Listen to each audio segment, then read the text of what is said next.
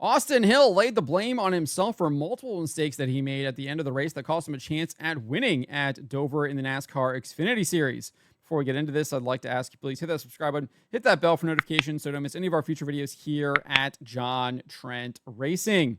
Before we get into what Hill had to say, let's get into what actually happened towards the end of the race, which was a very exciting race after a brief rain delay. Had some really awesome racing, three-wide racing throughout the top 10, three-wide pass for the lead, which Austin Hill was involved in, and he talks about that as one of the mistakes that he made.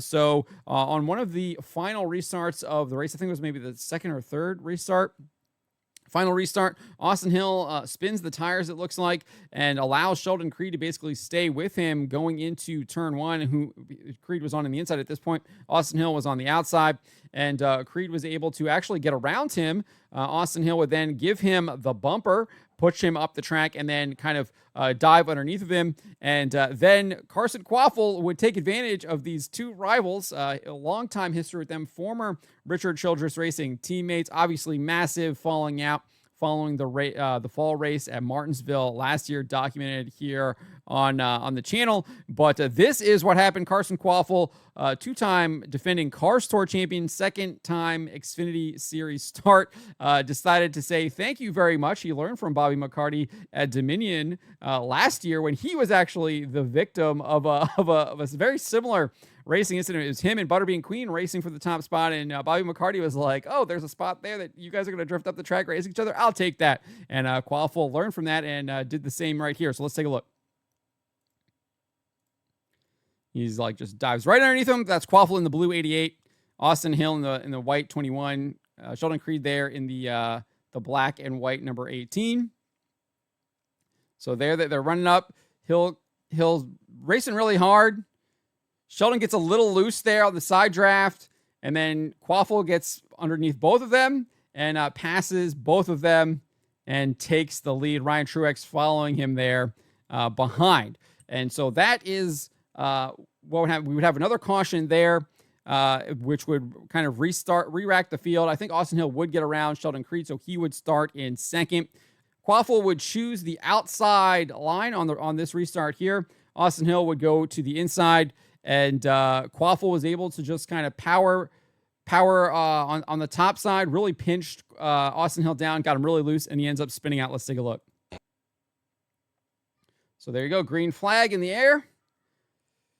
Hill actually gets a really good run going into turn one, but you can see there, really, really loose, loses it, spins out,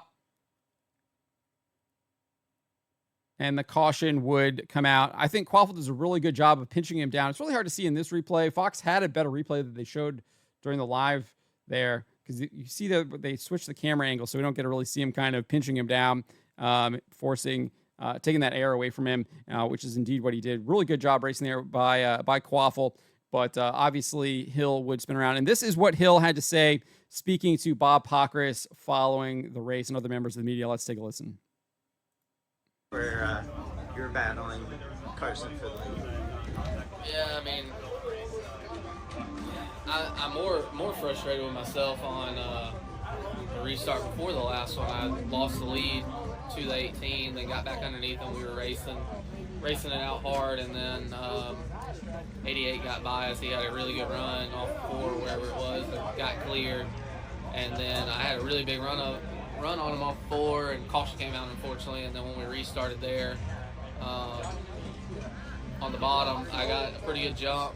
I had a little bit of a nose on him, and I just kind of committed to, I'm not lifting until I get, pretty late in the corner. And I was going to try to run him up the hill, kind of how I was getting ran up the hill by several different drivers today. So I was just trying to do the same thing that other guys were doing to me throughout the day, and it just didn't work. I just got super loose. We're going for it. Green, white, checkered. You're not gonna lift, and you're gonna do everything you can to win the race. So all in all, solid day for our Nothing Fancy Chevrolet. Hate it for everybody at RCR and Nothing Fancy for not getting the job done and not getting the win today, but we're showing a lot of speed everywhere we go, so that's promising. So yeah, I mean, this one's this one's just on me on not getting the job done on a green white checker, getting loose underneath the guy, and I kind of stem it back to the restart prior when I lost the lead to 18. I buzzed the tires on the restart, so I got to go back to the drawing board, get better on my launches. It was weird. I launched and buzzed the tires really bad when I restarted on the front row on the outside of the 18. Then when I restarted on the inside of the 88, I didn't buzz the tires and had a really good restart. So I need to go back, do some studying, see what I can do differently to be better for next time. So there you go. That is what Austin Hill had to say. Definitely putting the blame on himself. I did find it interesting that he said he was going to run Quaffle up the hill because a bunch of other drivers had done it to him. So he was going to do it to Quaffle, even though he didn't identify Quaffle as one of those drivers who had done that. Kind of shows you, I guess, his mindset there.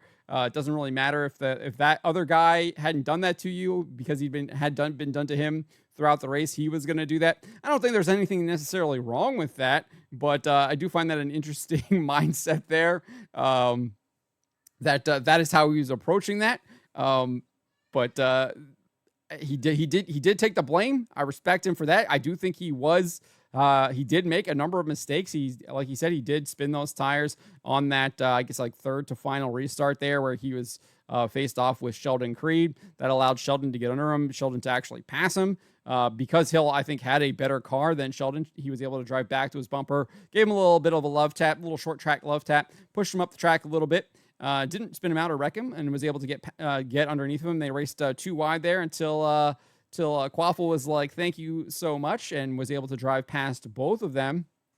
Then obviously you had another caution would come out, and Hill would restart underneath Carson because Carson would choose the outside again, and it just didn't work out for him because he was going to try and stick it in there and just got super loose and ended up spinning out, costing himself a chance at the win. But let me know what you guys make of what Austin Hill had to say here. Let me know in the comments below.